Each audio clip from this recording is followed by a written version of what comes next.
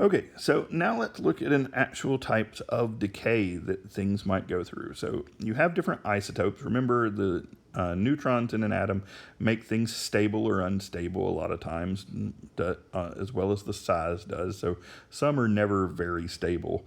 But anyway, that isotope can then cause that decay. And there's three different types: alpha decay, beta decay, and gamma decay.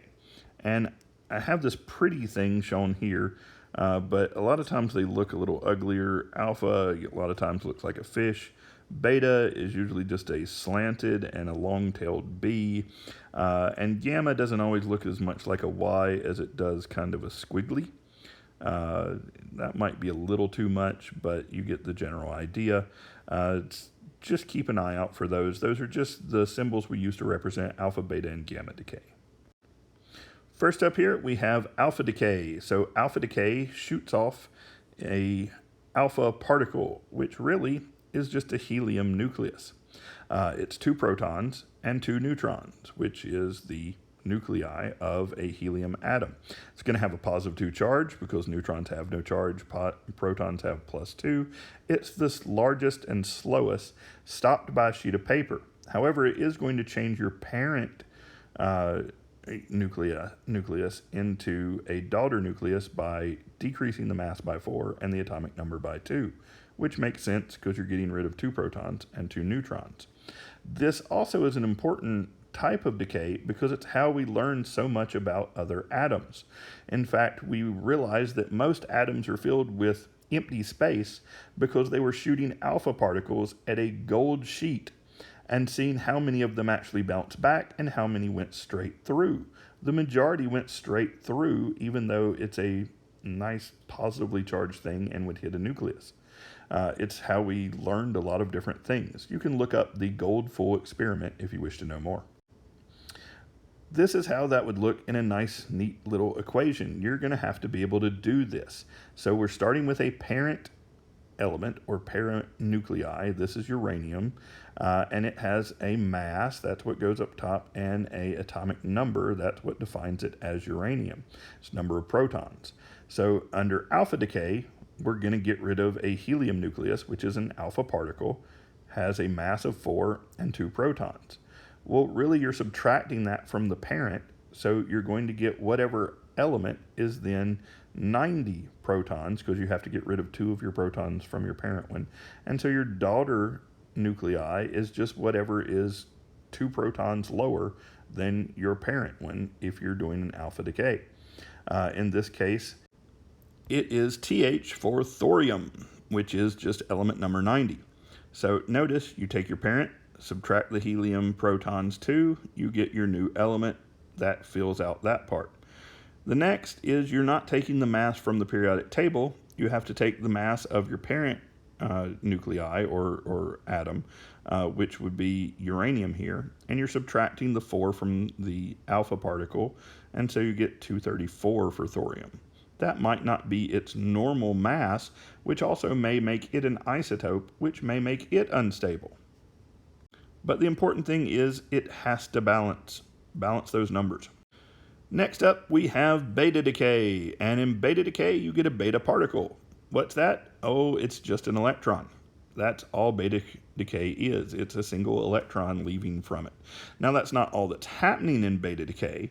In beta decay, we're actually dealing with quantum particles beyond subatomic particles, known as the quarks, which are being rearranged. And so you're actually taking a neutron, because still it has to do with that isotope, and it's breaking down enough to release an electron, but also convert into a proton, because they're very similar. It's just the quarks that make them up. In fact, it's something crazy like 2 up and a down make a neutron, and 2 down and an up make a proton. But that doesn't really make any sense to your level, or really mine, to be honest, and a lot of it's theoretical, so it's hard to figure out. But we do know that this happens during beta decay, so that we do get a neutron turning into a proton, but releasing an electron from the nuclei as well. So it's all made up of the same stuff. So it's smaller and faster. It's basically electricity is what it is. And so you can stop that with a certain amount of shielding. Even aluminum can stop it. The mass is going to stay the same because you're just trading a proton or a neutron for a proton. And remember, we don't consider electrons to have any type of mass. They do, but it's actually neglectable is what we call it. And then it is going to increase your atomic number because that neutron turns into a proton, meaning you're going to get a new atom. Notice what we're looking here is carbon 14 into nitrogen 14. And so you're getting a carbon breakdown of a carbon isotope that we use for carbon dating. This is a better way of looking at it in that nice little equation thing. You still have your parent nuclei or element and your daughter element or nuclei and your beta particle. Notice it's just that electron, not going to affect the mass. Mass will go straight over, but you're going to increase your atomic number so that it goes up by 1, and that's going to tell you what the new element is. All right, so that's how it breaks down. Last up, we have gamma decay or gamma radiation, and really gamma radiation comes off of both of the other two. It's really just the energy that's released. So notice no mass, no atomic number, no anything except for pure energy, because a photon, which is what gamma waves are nothing more than pure energy in a particle type form that can travel in a wave type pattern. It's very dangerous though. This is the stuff that's coming out that will hurt and kill you. When you get hit with gamma radiation, you don't become the Hulk, you become soup. It's what it changes you into. No charge, no mass, the most energy. It has to be stopped by feet of concrete or inches of lead. That's why it's so hard to get rid of that gamma radiation or to block it and keep it from turning you into soup, which is why atomic bombs and things are so very dangerous, because they release a ton of gamma radiation. If you forgot, here's where those gamma rays are on our electromagnetic spectrum.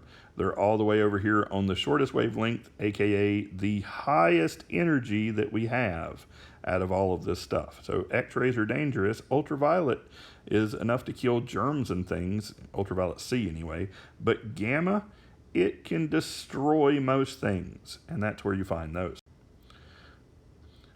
Again, notice alpha, paper can stop it. Beta, just electricity. We know how to do shielding with that.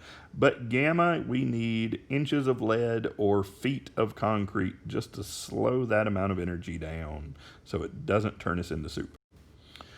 Now, this is just a neat little diagram to show how that decays can actually happen on top of each other. Now, even a natural isotope might have a half-life. Uranium is always somewhat unstable. And we're going to talk more about half-life in the next video, so I'm not going to get into it now. What you need to know is it can go through multiple steps, because sometimes in going through an alpha decay or a beta decay, we know how that's going to change the element and the mass, but it might not be stable. It has to hit one that's stable, that's on the periodic table before it really stops a lot of times. So we can look at this and you can see how it goes through a bunch. This is actually what one of your classwork assignments is going to be. You're going to have to follow a uranium breakdown and look at the different decays it goes down. We'll tell you if it's alpha or beta and how many to go through until you get to a new stable element. And this is just a large visualization, a graphic organizer, if you will, to kind of keep how all of this radioactive decay is related to one another. We have things with our types of decay here. We have our half-life that's over there. Notice that fission and fusion would be part of this because it's how that nuclei is made up and what's going on and the isotopes that are created. And so this is just fun for you to look at, enjoy as you need.